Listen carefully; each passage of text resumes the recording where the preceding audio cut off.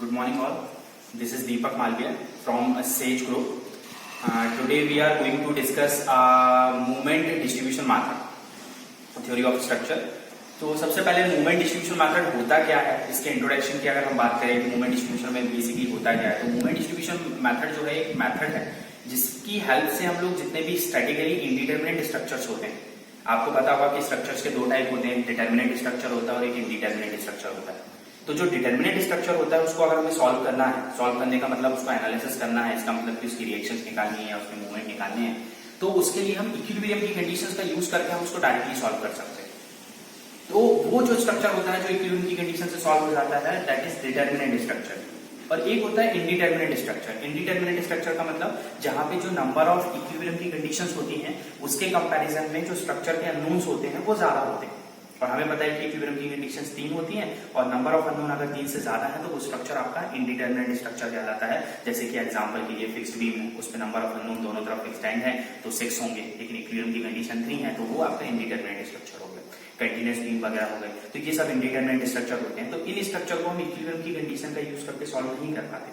तो अब इनको कैसे सॉल्व करें, तो इनको सॉल्व करने के लिए कई टाइप की मेथड्स बनाई गई, like movement distribution method, like 3 movement theorem, like slope deflection method etcetera.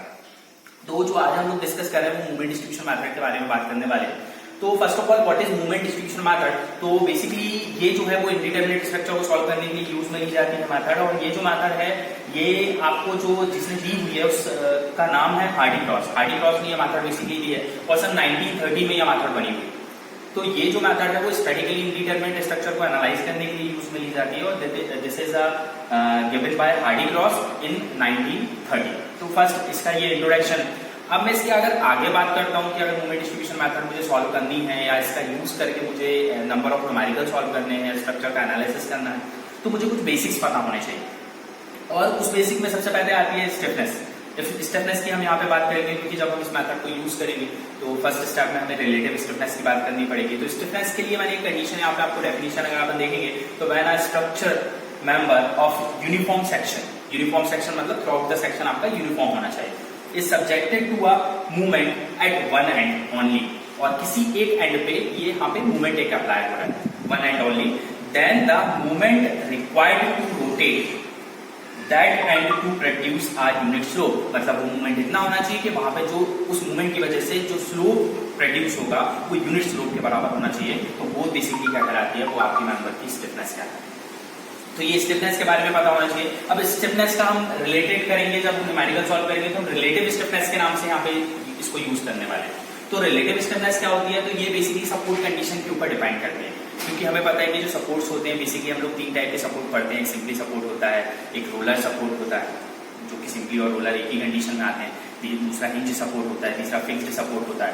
तो यहाँ पे अगर मैं जब भी बात करूंगा कि अगर मेरा सपोर्ट जो है सिंपली सपोर्ट है एंड रोलर सपोर्ट है एंड हिंज सपोर्ट है, तो उस केस में अगर हम लोग बात करते हैं तो सबसे पहले सिंपली या रोलर सपोर्ट या हिंज सपोर्ट की अगर हम बात करेंगे तो अगर रोलर सपोर्ट होगा, अगर मैं किसी साइड पे खड़ा हूँ, यहाँ पे खड़ा हूँ, कोई मेरा बीम मुझे दिया है और मैं दूसरे एंड को देख रहा हूँ, यहाँ पे अगर सिंपली सपोर्ट है या रोलर सपोर्ट है, तो उस केस में हम लोग जो रिलेटिव स्टिफनेस की बात करेंगे वो रिलेटिव स्टिफनेस अप्लाई करते हैं 3I/4L के बराबर होता है।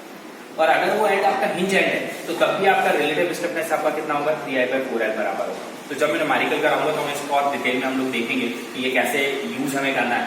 और अगर मैं इस एंड पे खड़ा हूँ, मेरा फार एंड जो है वो सिंपली भी नहीं है, रोलर भी नहीं है, हिंज भी नहीं है, बट फिक्स्ड है, तो उस केस में फिक्स्ड के लिए हम लोग यहाँ पर रिलेटिव स्टिफनेस जो अप्लाई करते हैं वो I/L अप्लाई करते हैं।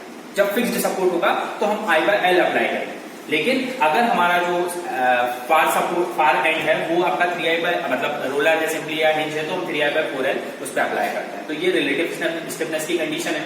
और एक एग्जांपल भी मैंने यहाँ पे लिया हुआ है कि मेरे को एक कंटिन्यूअस बीम दिया है जिसमें यहाँ पे सिंपली सपोर्ट है, यहाँ सिंपली सपोर्ट है, यहाँ फ्री सपोर्ट है, तो ये कंटिन्यूअस बीम है। तो अगर जैसे मैं रिलेटिव स्टिफनेस निकाला हूँ ए पे खड़े होकर तो मैं बी को देखूंगा, क्योंकि ए पे जब मैं खड़ा हूं तो मेरा फार एंड बी कहलाएगा। तो इस एंड पे जब मैं देखूंगा तो यहाँ पे आपका सपोर्ट कौन सा है, सिंपली। लेकिन सिंपली सपोर्ट के साथ साथ ये ज्वाइंट भी है। ज्वाइंट का मतलब इसके इस तरफ भी सपोर्ट है, इसके इस तरफ भी सपोर्ट है, दैट मीन कि ये ज्वाइंट है। तो कोई भी जो ज्वाइंट होता है तो उस केस में ज्वाइंट जो होता है वो फिक्स की तरह बिहेव करता है, मतलब यहाँ पे फिक्स की कंडीशन लगेगी तो हम यहाँ पे I/L लगाएंगे। लेकिन अगर मैं बी पे खड़े होकर मैं इस फार एंड को देखता हूँ, इसका मतलब ये एंड क्या है आपका, सिंपली है, ये आपका ना ज्वाइंट है ना फिक्स्ड है, ये सिंपली है, तो सिंपली हम क्या लगेंगे, 3I/4L लगाएंगे। अगर मैं यहाँ पे खड़े होकर इसको एंड को देखता हूँ तो ये एंड आपका फिक्स है, तो फिक्स के लिए हम लोग क्या लगाएंगे, 3i/4l लगाएंगे। तो इस तरीके से हम लोग रिलेटिव स्टिफनेस निकालते हैं, जो कि न्यूमेरिकल में और आपको और अच्छे से क्लियर होगी जब हम डिफरेंट केसेस की बात करेंगे। देन हम लोग इसमें एक और टर्म यूज करेंगे, डिस्ट्रीब्यूशन फैक्टर्स। डिस्ट्रीब्यूशन फैक्टर्स का मतलब होता है कि जैसे कोई बीम हमें दिया है, इस बीम जैसे ये कंटिन्यूस बीम है, इधर भी लोडिंग है, इधर भी लोडिंग है, तो लोडिंग की वजह से यहाँ भी कुछ मूवमेंट आएगा और इस लोडिंग की वजह से यहाँ भी कुछ मूवमेंट आएगा।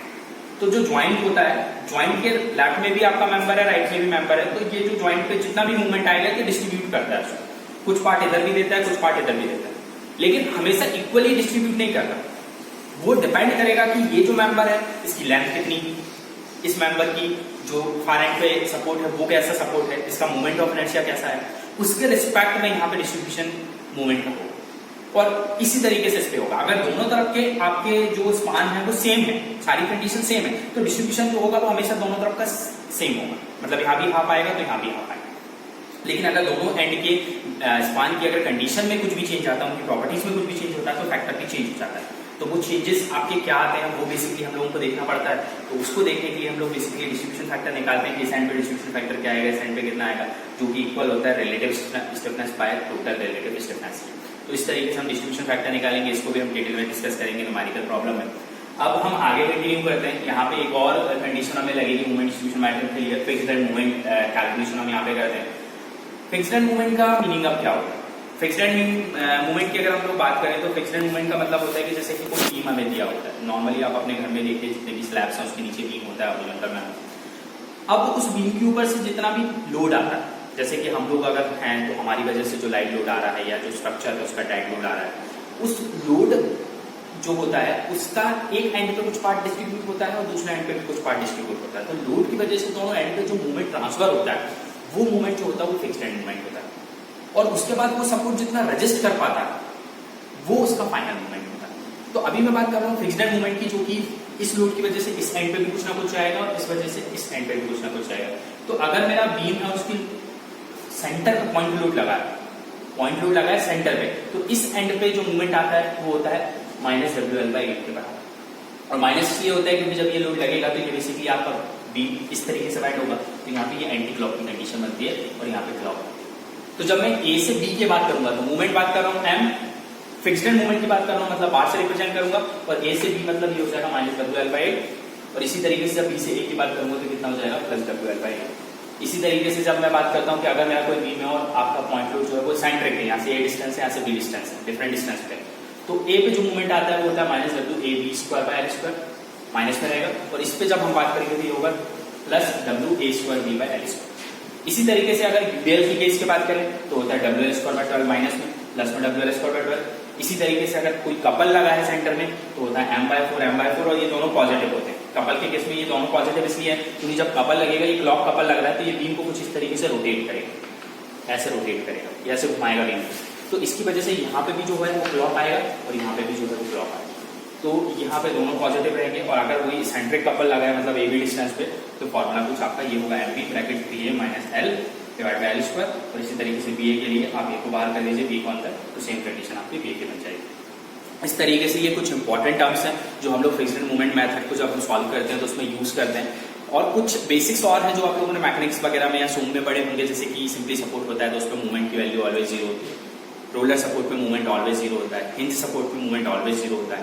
तो ये आपको पता होना चाहिए, बेसिक कॉन्सेप्ट है। और 0 का मतलब क्या होता है? तो 0 का मतलब ये कि अगर मेरी कोई मैंने बीम बनाई और उसको कोई सिंपली सपोर्ट लगा दिया, या मैंने रोलर सपोर्ट लगा दिया, मैंने हिंज सपोर्ट लगा दिया, तो जब लोड की वजह से वहां पे मूवमेंट डेवलप होगा, मूवमेंट पहुंचेगा, वहां पे मूवमेंट जो डेवलप होगा, तो उस मूवमेंट को वो जो सपोर्ट है वो रजिस्ट नहीं कर सकती, मतलब वहां से फिर जो स्ट्रक्चर है वो फेल हो जाएगा, क्योंकि वहां मूवमेंट पहुंचा तो, लेकिन वो सपोर्ट जो है वो कैपेबल नहीं है उस मूवमेंट को रजिस्ट करने के लिए। तो इसलिए हम लोग बोलते हैं कि इन सपोर्ट के ऊपर मूवमेंट 0 होता है, मतलब अगर ये सपोर्ट लगी है तो वहां पे कोई भी मूवमेंट रजिस्ट नहीं होगा। अगर मूवमेंट आएगा तो वो सपोर्ट वहां पे क्या हो जाएगी, फेल हो जाएगी, वो 0 मूवमेंट रजिस्ट करती है। लेकिन अगर उसी सपोर्ट की जगह पे हम फिक्स सपोर्ट लगा देते हैं तो फिक्स सपोर्ट जो होती है वो कैपेबल होती है मूवमेंट को रजिस्ट करने के लिए। तो इसलिए आप लोगों ने देखा होगा जो नॉर्मली जितनी भी हम बिल्डिंग्स बनाते हैं उसमें जो दोनों एंड होते हैं वो फिक्स होते हैं, क्योंकि मूवमेंट आएगा तो वो रजिस्ट हो जाएगा। लेकिन अगर सिंपली हमने दिया तो फिर मूवमेंट रजिस्ट नहीं होगा, पूरा का पूरा जो मूवमेंट है वो किसी एक एंड पे जाएगा जिस पे फिक्स्ड होगा, जिसकी वजह से उसकी जो स्ट्रेंथ बहुत ज्यादा है, तो फिर वो कैंटिलीवर की जैसे या प्रॉपर कैंटिलीवर की तरह बिहेव करेगा। तो ये कुछ कंडीशंस होती है जो बेसिक्स हमें पता होनी चाहिए।